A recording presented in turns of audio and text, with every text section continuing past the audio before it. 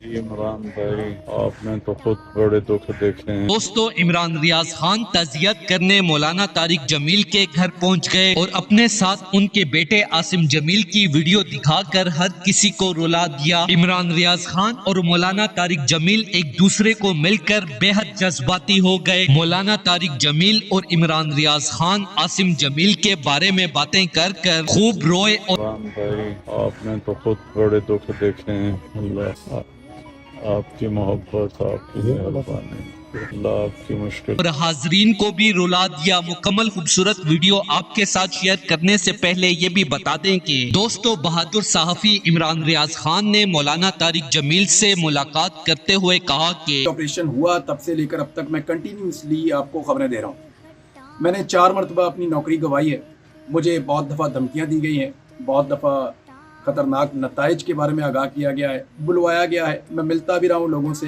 اور لوگ اس طرح کی عجیب و غریب چیزیں کہتے بھی رہے ہیں مجھے۔